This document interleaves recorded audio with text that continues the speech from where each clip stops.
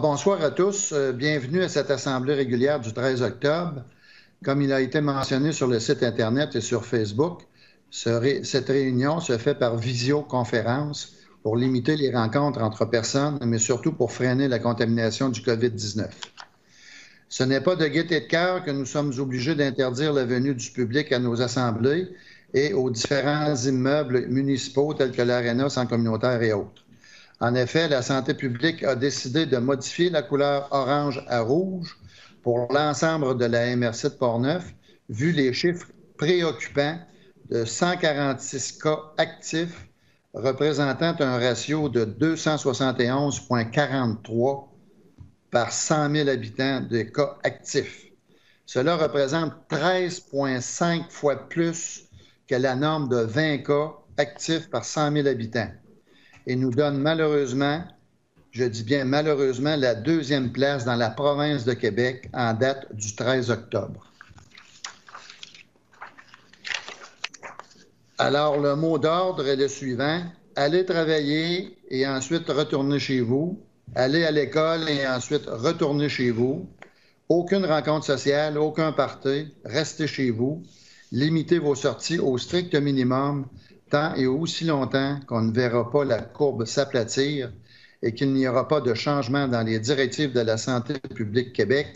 Restez chez vous le plus possible. Il y va de votre santé et de la santé de vos proches.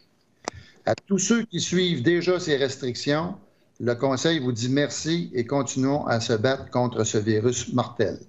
Merci. Maintenant, on va passer à l'Assemblée. Alors, tous ont reçu le projet de procès-verbal. Il y aurait un ajout, ce serait le mandat à l'urbanisme au niveau de modification de zonage.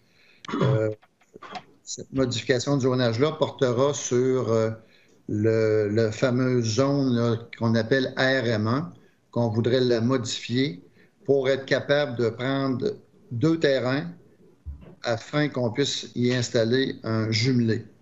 C'est bien ça, Stéphane? Oui. C'est beau. Vous êtes d'accord avec ça? Pour l'ajout? C'est beau? Oui. Oui. C'est beau. Adoption du procès-verbal. Qui propose? Avec l'ajout. Christina? Tout le monde est d'accord avec ça? Oui. Oui. Adoption du procès-verbal de la séance du 8 septembre. Vous en avez reçu tous une copie. Est-ce que vous avez des changements, des modifications à apporter? Sinon, on fait la proposition. Qui le propose? Yves? Oui. M. Tourangeau? Je m'excuserai si je vous appelle par vos prénoms, là, mais ça va aller plus vite. Oui. Alors, l'adoption du procès-verbal du 8 septembre, M. Yves Tourangeau. Adoption du procès-verbal de la séance extraordinaire du 30 septembre. Qui le propose? Si vous n'avez pas de modification, évidemment. Madame Christina Perron propose pour l'Assemblée du 30. Est-ce que vous êtes d'accord avec ça? Oui. Ça va? Bon, le mot du maire. Écoutez, depuis, moi, je suis rentré en fonction officielle le 14 septembre. Alors, je vous explique un peu ce que j'ai fait, ce que, entre autres, aussi le Conseil a fait depuis ce temps-là.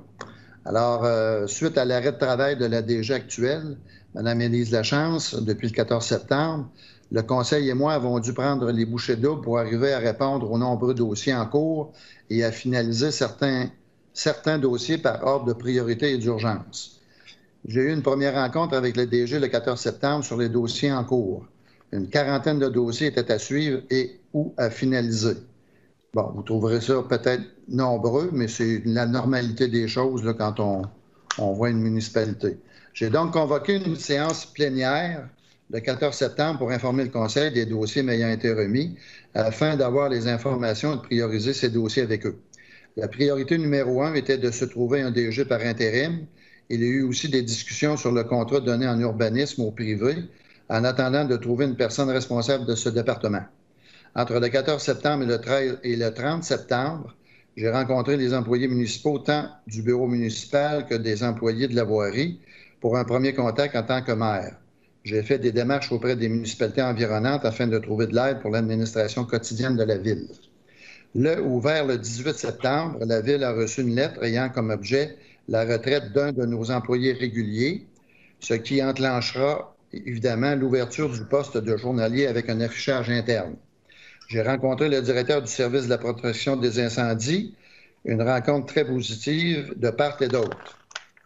J'ai rencontré la firme Stantec avec le directeur des travaux publics pour bien orienter ceux-ci aux objectifs à atteindre dans le dossier du portrait global du secteur de l'eau potable.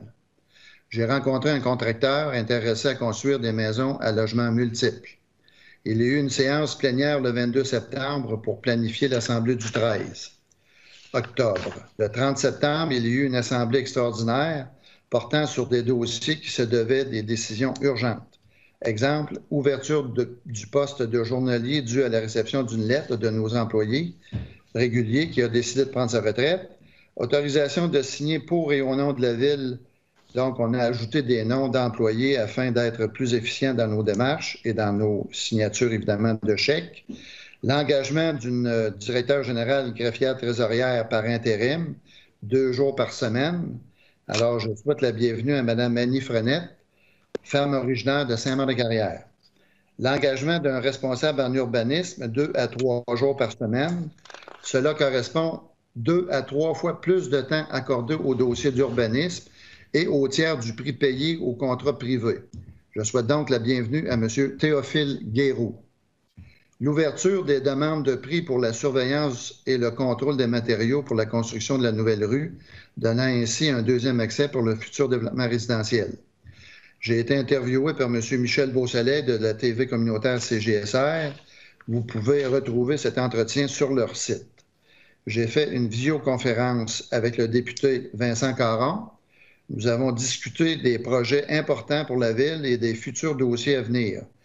De plus, nous recevrons un montant d'environ 158 149 $ pour les dépenses occasionnées par la COVID-19 du gouvernement québécois. J'ai rencontré la vérificatrice générale, de Bédard et Guilbeault pour une mise à jour des finances municipales. Il y a eu une deuxième séance plénière le 6 octobre pour la planification de l'Assemblée publique du 13 octobre. Le directeur des travaux publics, le directeur des loisirs, M. Stéphane Savard et moi-même avons rencontré le syndicat pour le poste de journalier. J'ai eu 5 réunions portant sur le service de santé avec le comité santé de l'Ouest, les maires de l'Ouest et le CIUS. J'ai eu 2 visioconférences avec les représentants de la MRC de Portneuf. Pour finaliser, j'aimerais souligner le retour au travail de Mme Marlène Gobeil.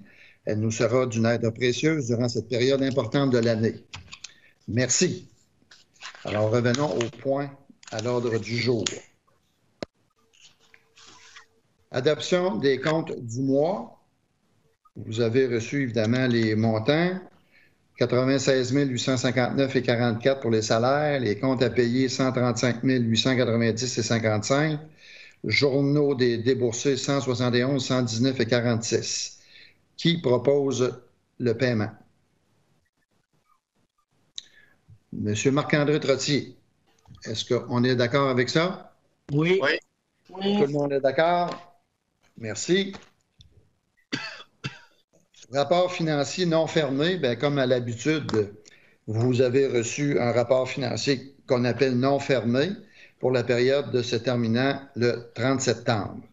Il y a aussi un dépôt, le dépôt de la déclaration des intérêts pécuniaires du nouveau maire. Alors, Mme Marlène Gobeil, la greffière et trésorière adjointe, dépose la déclaration des intérêts pécuniaires du nouveau maire.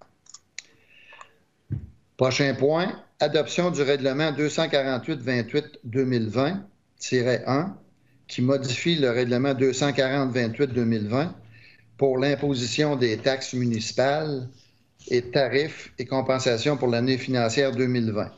Alors, cet item-là vient tout simplement confirmer qu'on enlève les intérêts et les pénalités là, pour les 3 premiers versements de l'année 2020 et que les intérêts et pénalités commenceront à courir le jour suivant la date d'échéance du 4e versement dû le 30 septembre sur le solde 2020 à payer. Alors, qui propose l'adoption du règlement? Monsieur Francis Hamelin propose. Qui? Tout le monde est d'accord? Oui. Oui. Merci. L'autre point, avis de motion, règlement modifiant le règlement 266-05-2016 relatif sur les animaux, chiens errants, chiens potentiellement dangereux et chenils dans les limites de la ville. Alors, c'est un avis de motion. Qui le propose? Je vous souligne que celui qui proposera l'avis de motion va être aussi le proposeur pour le projet de procès-verbal de ce règlement-là. Alors, qui le propose? Sylvain Naud. J'ai bien vu la main levée, Sylvain, c'est ça? Oui. OK. Alors, Sylvain propose l'avis de motion et aussi propose l'adoption du projet de règlement qui va évidemment là, régir certaines dispositions qui sont non applicables au règlement du RMU 2019. Puis évidemment, avec ce règlement-là, ce projet de règlement-là, le Conseil veut préciser les modalités se rapportant à la capture, au refuge et au paiement des coûts pour la garde des chiens errants et le nombre maximal permis dans un chenil. Ce sont les principaux points dans ce règlement-là qui vient, comme je le disais tantôt, compléter le fameux règlement RMU 2019. Est-ce qu'on a un proposeur? Ben là, le proposeur, c'est évidemment M. Sylvain Naud. Ça va-tu? D'accord. Oui. OK. Oui. On est rendu, Marlène, tu me corrigeras si je vais trop vite, là. Demande de prix équité salariale. On est bien rendu là? Oui. Bon. Alors, évidemment, là, comme à tous les 5 ans, on est obligé de faire un maintien sur l'équité salariale. On a reçu 2 demandes de prix, celle de M. Claude Grenier et de la FQM. M. Claude Grenier avait 5 060 taxes en su et la FQM à 4 875 taxes en su, plus un salaire occasionnel d'une technicienne.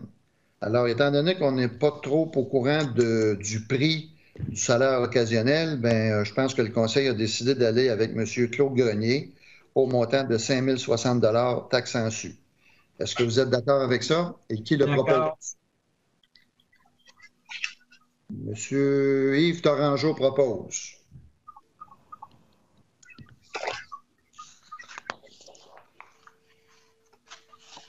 Mère, utilisation cellulaire. Alors, étant donné que je me sers beaucoup de mon cellulaire depuis la période à la mairie, alors j'ai demandé au conseil, évidemment, d'avoir des frais de payer à ce niveau-là, donc un montant de 50 par mois qui serait pour des frais de paiement de mon cellulaire personnel. Qui le propose? Oui. Monsieur Stéphane Savard. Achat d'un portable pour le maire. Alors, évidemment, dans mes fonctions, là, j'avais besoin d'un portable. Alors, le conseil a accepté cette demande. Alors, c'est un montant de 800 taxes en su plus les frais d'installation. Qui le propose? Monsieur Yves Torangeau. D'accord, tout le monde? Oui. Oui. Ça va? Mandat à la directrice générale, greffière trésorière par intérim, le règlement d'emprunt pour le programme le Fonds pour l'eau potable et le traitement des eaux usées, ce qu'on appelle le FEPTE, qui est devenu le FIMO, ce que j'ai appris cet après-midi. Alors, évidemment, on donne le mandat à la directrice pour procéder à ce fameux règlement d'emprunt-là, qui sera évidemment en janvier. Ce que je vous dis là, c'est sous toute réserve parce qu'en janvier, on a un refinancement qui est à terme là, en janvier 2021. Alors, on va essayer de grouper ces deux-là ensemble pour avoir un meilleur taux d'intérêt. Alors, on va faire évidemment les démarches à ce niveau-là pour qu'on puisse unifier les deux règlements pour faire en sorte d'avoir un meilleur taux pour janvier 2021. Ça sera à suivre, mais je vous propose là, évidemment ce mandat-là à la directrice générale. Alors, qui le propose? Sylvain. Monsieur Sylvaino Non. le propose. Est-ce que tout le monde est d'accord? Non. Oui. Proposé, Marion. Oui. Oui, Sylvain? Je n'ai pas proposé. Mais c'est parce que ta main est tout le temps levée. Parce que ta main est là, ta main est levée, Sylvain. Où? Alors, qui le propose? Là? OK. Ah, là, tu l'as enlevé, c'est beau. Monsieur Yves Torangeau, c'est beau? Oui. Alors, M. Torangeau propose là, le mandat à la directrice générale pour le règlement d'emprunt du FEPTE ou FIMO. Bon, la demande d'aide financière pour la formation des pompiers dans le cadre du programme d'aide financière pour la formation des pompiers volontaires ou à temps partiel au ministère de la Sécurité publique, bien, c'est une résolution qui est récurrente annuellement. Alors, on demande tout simplement des subventions pour qu'on puisse évidemment former nos pompiers, dont un pompier pour le programme Pompier 1, 3 pompiers pour le programme Auto-sauvetage, 4 pompiers pour le programme de matières dangereuses et 5 pompiers pour le programme opérateur d'autopompe et d'un autre pompier pour le programme officier non urbain au cours de la prochaine année pour répondre évidemment efficacement à des situations d'urgence sur notre territoire. Qui le propose? Alors, M. Francis Samelin. Tout le monde est d'accord? D'accord. Oui. Oui. Ah, merci. L'autre point, réserve de fonds pour le service de la protection des incendies. C'est une demande qui m'a été faite par le directeur de la protection des incendies, M. Richard Thibault, parce qu'on avait déjà cette résolution-là, il y a 7-8 ans, où on incitait les responsables de département à économiser un peu plus au niveau de leur budget. Et quand on économisait un peu d'argent là-dessus, on le mettait dans un fonds réservé. Alors, on nous en a fait la demande. Alors, le conseil est d'accord avec ça. Alors, qui le propose? Monsieur Yves Torangeau? C'est ça? Yes. C'est beau. Tout le monde est d'accord? D'accord. Oui. Merci. Éclairage de rue, demande de prix.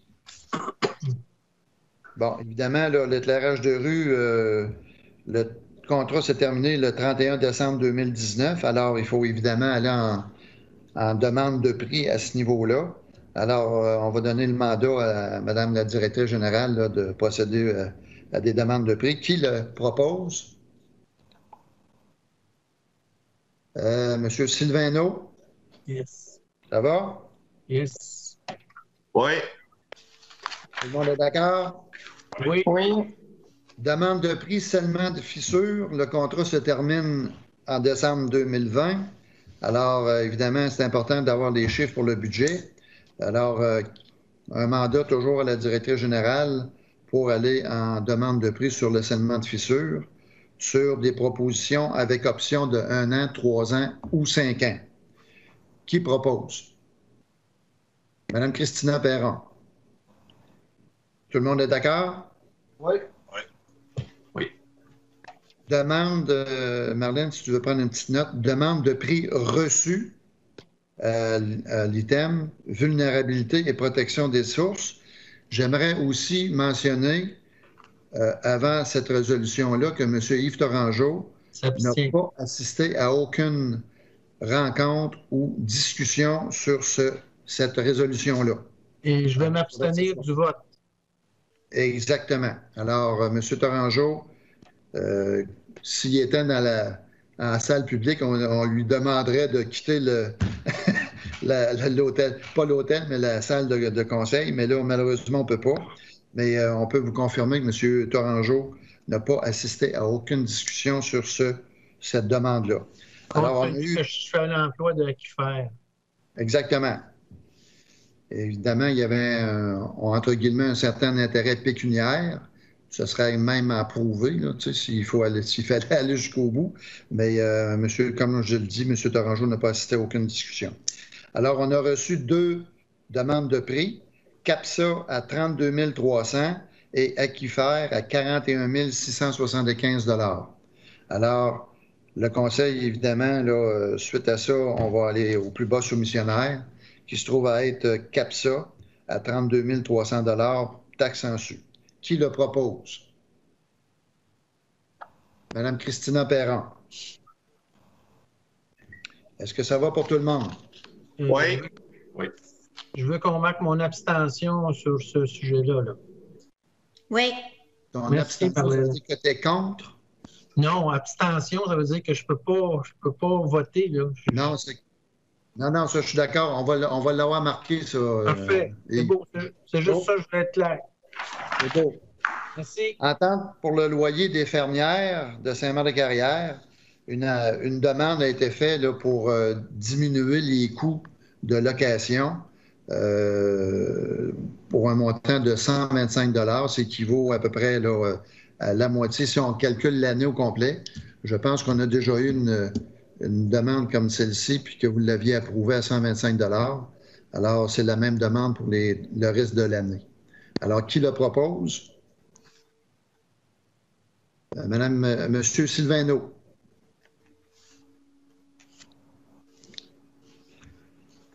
Demande d'allocation, directeur des travaux publics. J'ai discuté avec le directeur des travaux publics et suite évidemment à la période de COVID-19, là, on n'a pas nécessairement des problèmes, mais il faut que chaque véhicule, que ce soit les mêmes personnes qui l'utilisent. Alors, étant donné qu'on est un groupe de 4 personnes qui va se diviser en 2, bien, habituellement, bien, les 2 mêmes personnes vont prendre le même camion et ainsi de suite pour les 2 autres. Alors, M. Éric Harvey a demandé à avoir un montant là, hebdomadaire de 50 $ par semaine parce qu'il doit utiliser son propre camion pour le travail. Alors, est-ce que vous êtes d'accord avec cette proposition-là? Oui. Oui. Ça pas les proposants. Qui le propose? Monsieur Yves Torangeau. Est-ce que c'est mentionné, Marion? Est-ce que c'est mentionné que l'essence est à part de ça? Non. L'essence n'est pas inclus dans le 50? Oui. On lui donne 50 $ par semaine. Ça inclut il s'arrange avec ça. Okay. Il s'arrange avec ça. Ça va? Est-ce qu'on a compris tous la même chose, là? Oui. Oui. C'est beau. Bon, il y a eu construction APP, on avait ça à l'ordre du jour, mais ça a été remis à une date ultérieure. Pose d'un compteur par la municipalité de Saint-Alban, ça a été remise. On va en discuter là, de vive voix avec le maire de Saint-Alban. Annulation de la résolution 189-09-2020 concernant la demande de prix de contrôle qualité sur la nouvelle rue. Alors, on doit annuler cette résolution-là qu'on a passée le 30 septembre parce qu'il y a eu un oubli d'un 3e soumissionnaire. Sa soumission n'a pas été ouverte, mais elle était conforme à la date et aussi conforme au devis. Alors, c'est pour ça qu'on annule la résolution 189 pour la reprendre un peu plus bas. Alors, qui propose l'annulation? Oui. Marc mon nom. Stéphane Savard propose. Nouvelle rue, demande de prix, contrôle de qualité. Comme je viens de vous le mentionner, il y avait un 3e soumissionnaire. Alors, je répète les montants attribuables qu'on a reçus. Groupe ABS, 7 338 $. Laboratoire Québec Limité, ou Laboratoire d'expertise de Québec Limité, 8 745 $. Et Anglobe Corp à 10 275,75 $. Alors, le plus bas soumissionnaire est Groupe ABS qui propose. Monsieur Yves Torangeau. Alors, évidemment, on va au plus bas soumissionnaire et conforme au devis. Y avait-tu autre chose? Je voudrais juste revenir sur la pose du compteur d'eau pour le Saint-Alban. On ne le reporte pas vraiment, c'est juste que tu vas appeler le maire pour qu'il pose son compteur d'eau le plus vite possible ou dans le mois qui s'en vient. Moi, ce que je voulais dire tout simplement, c'est qu'il n'y avait pas de résolution. C'est ça. Que je vais parler au maire, là, pas plus tard que demain, pour lui signifier là, que le conseil veut absolument que le compteur d'eau soit posé avant qu'on entame tout entendre pour la distribution de l'eau potable du côté du boisé de la rue, je pense que c'est l'église sud, si je ne me trompe pas. Vous êtes tous d'accord avec ça? Oui. Oui. C'est important que tout le monde soit d'accord, là, parce qu'il n'y aura pas de résolution. Oui. Oui. Je suis. C'est beau. Est-ce qu'il y a d'autres points qu'on a oubliés? Oui, le mandat à l'urbaniste. Oui. Merci, Marlène. Alors, la dernière résolution avant la période de questions, il n'y en aura pas parce que je n'ai pas reçu aucune question. Alors, le mandat à l'urbaniste, ce serait évidemment de modifier la zone RM1 pour une zone qui sera contiguë à celle-là et évidemment conditionnelle là, à l'achat du terrain. Là. On fera la résolution en bonne et due forme à ce niveau-là pour que ça puisse se transférer au CCU, là, au Comité consultatif d'urbanisme. Et ensuite de ça, on entamera les procédures si tout le monde est d'accord avec ça. Qui le propose? Monsieur Francis Hamelin, le premier. Tout le monde est d'accord avec ça? D'accord. Oui. Oui. Alors, on est rendu malheureux. Période de questions. Évidemment, là, on ne peut pas se poser de questions. Fait que, on n'a pas reçu non plus de questions. En tout cas, moi, je n'en ai pas reçu. Alors, ça serait le lever de l'Assemblée. Qui le propose? Madame Christina propose le lever de l'Assemblée à 20h30.